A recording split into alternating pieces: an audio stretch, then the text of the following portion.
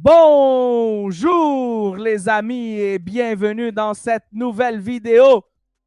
Le 12 février dernier, la nouvelle faisait trembler l'Olympique de Marseille tout entier. À ce moment-là, Roberto De Zerbi quittait officiellement le banc du club phocéen. Et si Abibai avait repris les rênes de l'actuel troisième de Ligue quelques jours plus tard, l'Italien, de son côté, semblait être usé par son mandat. La question qui se posait donc était la suivante. Quelle sera sa prochaine destination? Si plusieurs rumeurs avaient été relayées, Tottenham semblait en pole position puisque les Londoniens étaient en panique en Premier League et avaient besoin d'un coach dans l'urgence. Depuis, le coach italien n'a toujours pas trouvé son bonheur et il va bien falloir patienter. Comme l'indique le journaliste italien Gianluca Di Marzio, le coach de 46 ans ne serait pas prêt à refaire surface dans un vestiaire, au moins pour la fin de saison. En effet, celui-ci préfère évaluer calmement les chances qu'il aura à la fin des championnats.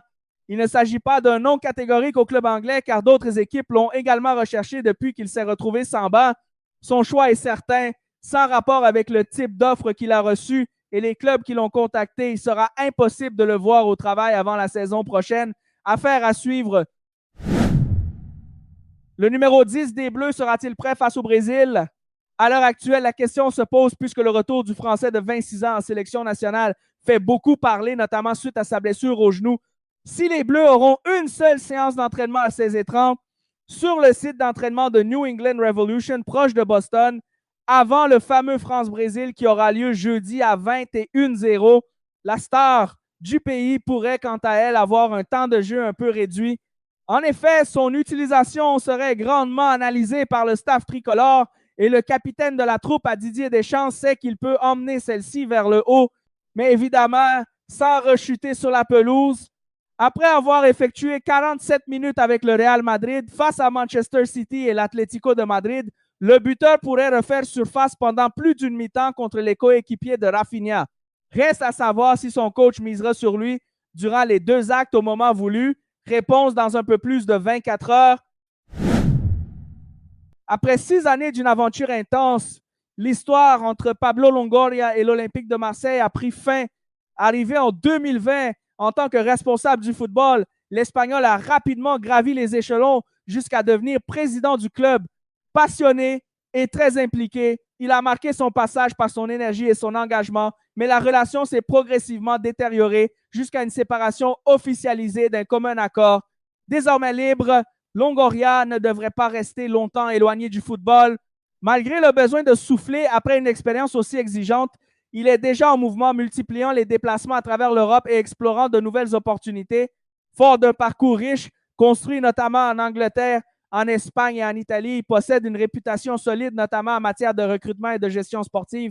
Preuve de son dynamisme, il a déjà rejoint le conseil d'administration d'une structure spécialisée dans le développement du sport en Europe, où il met à profit son expertise.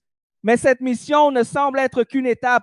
À moyen terme, il devrait rapidement se relancer dans un projet plus ambitieux, que ce soit à la tête d'un club ou dans un rôle plus proche du terrain, comme à ses débuts. Très attaché à Marseille, Longoria sait toutefois que l'intensité vécue au sein du club phocéen sera difficile à retrouver ailleurs.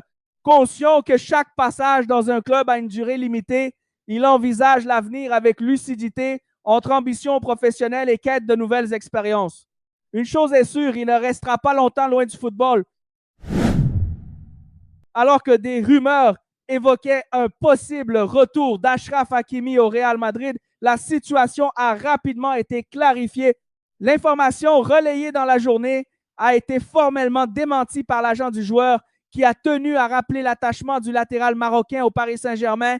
Selon lui, Hakimi se sent parfaitement épanoui à Paris, aussi bien sur le plan sportif que personnel, et reste pleinement concentré sur ses objectifs avec le club, notamment remporter à nouveau la Ligue des Champions, sous contrat jusqu'en 2029 après sa prolongation en février 2025. Le joueur ne se projette pas ailleurs et n'envisage aucun départ à court terme.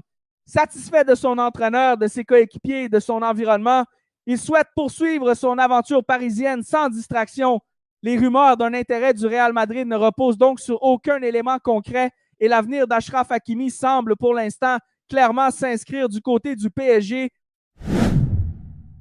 Arrivé en 2023 à la tête du Paris Saint-Germain, Luis Enrique s'est rapidement imposé comme l'homme fort du projet parisien.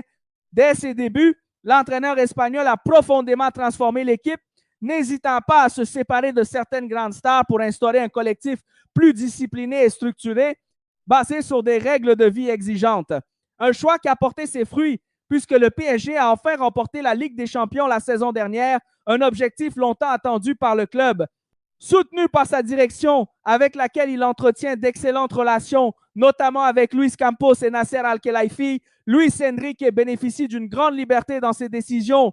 Respecté et écouté, il s'épanouit pleinement dans son rôle à Paris, où il a lui-même reconnu se sentir très heureux. Malgré l'intérêt de grands clubs comme Manchester United ou Liverpool, l'Espagnol n'a jamais envisagé de départ. Actuellement sous contrat jusqu'en 2027, il se projette clairement sur la durée avec le PSG. D'ailleurs, des discussions ont déjà été entamées en début d'année pour prolonger son engagement. Le club, pleinement satisfait de son travail et de son adéquation avec le projet sportif, envisage de lui proposer un nouveau contrat jusqu'en 2030 avec une clause de résiliation à la fin de chaque saison. Un dossier qui semble bien avancé et qui confirme la volonté commune de poursuivre cette collaboration sur le long terme. Le match entre le RC Lens et le Paris Saint-Germain prévu le 11 avril est devenu un véritable sujet de tension à l'approche d'une décision attendue de la LFP. Le club parisien souhaite reporter cette rencontre afin de mieux préparer sa double confrontation face à Liverpool en Ligue des Champions, programmée les 8 et 14 avril. Pour appuyer sa demande, le PSG met en avant l'importance de ces échéances européennes, notamment dans le contexte de la lutte pour l'indice UEFA de la France. Mais du côté lensois, la position est claire et ferme. Le président Joseph Oughourlian s'oppose à ce report, estimant que l'équité sportive doit primer. Son message teinté d'ironie traduit un certain scepticisme quant à l'issue des discussions à venir. Le dossier est désormais entre les mains du conseil d'administration de la LFP qui devra trancher et décider si la demande parisienne sera acceptée ou non, dans un climat déjà marqué par des tensions entre les différentes parties. Malgré une période compliquée pour l'Olympique lyonnais en championnat et une élimination en Ligue Europa, Pavel Šulc a de quoi garder le sourire. Le joueur tchèque a été récompensé pour ses performances en remportant pour la première fois de sa carrière le titre de joueur tchèque de l'année 2025 lors d'une cérémonie organisée à Prague. Arrivé à Lyon cet été, le milieu offensif de 25 ans s'est rapidement imposé comme un élément important dans le système de Paulo Fonseca. Avant son arrivée en France, il brillait déjà sous les couleurs du Viktoria Plzeň, avec qui il avait contribué à une qualification pour la Ligue des Champions 2025 à 26. Auteur de 14 buts et 7 passes décisives, il confirme désormais son ascension en poursuivant sur sa lancée avec l'OL, où il s'affirme comme un atout majeur malgré les difficultés collectives du club. Formé aux Girondins de Bordeaux, Jules Koundé reste profondément attaché à son ancien club, aujourd'hui en grande difficulté et relégué en National 2. Touché par la situation, le défenseur français suit toujours les résultats, même s'il reconnaît avoir du mal à regarder les matchs tant la situation lui est pénible. Interrogé à ce sujet, il a laissé transparaître une certaine tristesse, allant jusqu'à qualifier la situation de sujet délicat qu'il préfère éviter. Une réaction qui illustre le malaise et la déception ressentis par de nombreux anciens du club face à la chute des Girondins ces dernières années. Merci d'être resté. On se retrouve prochainement pour une nouvelle vidéo.